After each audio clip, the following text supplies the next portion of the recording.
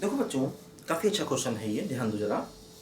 If, है ना, क्या देखा, देखो, if product of three terms in GP is 216 and sum of their product in pair is 156, find the numbers.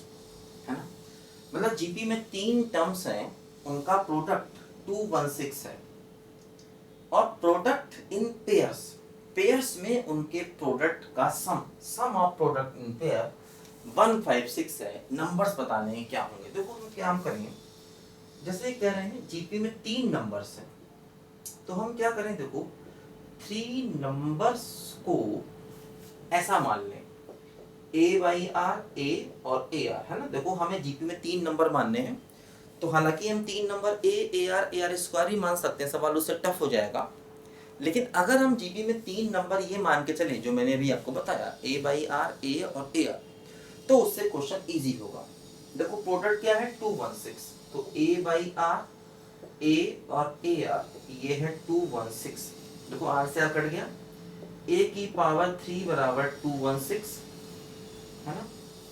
अब देखो यहां से ए की वैल्यू क्या होगी, ये हमको थोड़ा सा निकालना है। देखो यहाँ पर ए हो जाएगा 6, क्योंकि 6 की पावर 3 क्या होता है, 216 होता है।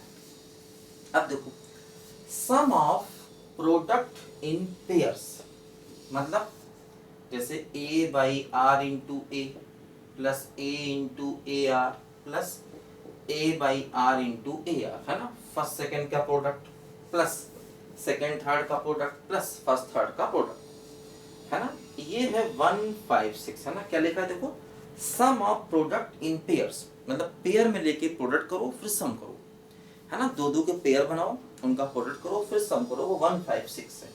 देखो ध्यान दो, सम में से ए स्क्वायर कॉमन आ गया तो 1 बाई आर, देखो यहाँ से आर कट गया, प्लस 1 प्लस आर बराबर हो गया 156, ए स्क्वायर कॉमन। ए की वैल्यू 6 पुट कर दो तो 1 by R plus 1 plus R, A की वैल्यू 6 पुट करेंगे तो 1 बाई 6 बाई ए स्क्वायर का मतलब 36, ठीक है।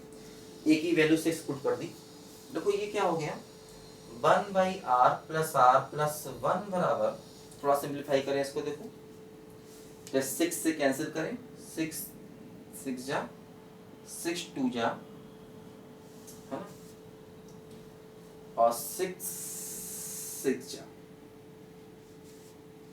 ठीक है।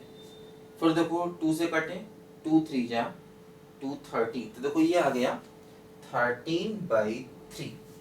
अब देखो क्या हुआ, एलसीएम ले 1 plus R square plus R by R बराबर 13/3, ठीक है। देखो फिर क्रॉस मल्टीप्लाई इसको अगर हम करें, देखो यहाँ से क्या बनेगा, ये बनेगा 3 plus 3r square plus 3r बराबर 13r, है ना। देखो ये हो गया 3r square minus 10r plus का 3 बराबर 0, है ना। इसके फैक्टर करो तो माइनस का 9r माइनस का r प्लस 3 बराबर 0, 3r common, r minus 3 minus 1 common, r minus 3 बराबर 0।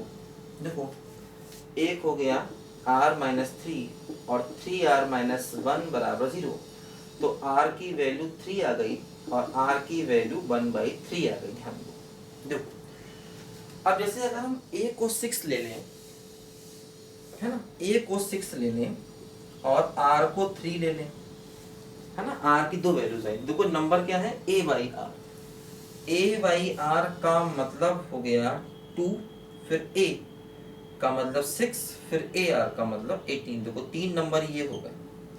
सेकेंड केस में अगर हम a को 6 ले लें और r को 1/3 ले लें तो क्या होंगे नंबर, क्या है, देखो a बाई आर, तो a बाई आर का मतलब 18, फिर देखो a का मतलब 6, ए आर का मतलब 2, देखो नंबर वही आए, उल्टे ऑर्डर में आए, एक है 2 6 18 और एक क्या है 18 6 2, नंबर वही आए लेकिन उल्टे ऑर्डर में आए, कोई फर्क नहीं पड़ेगा।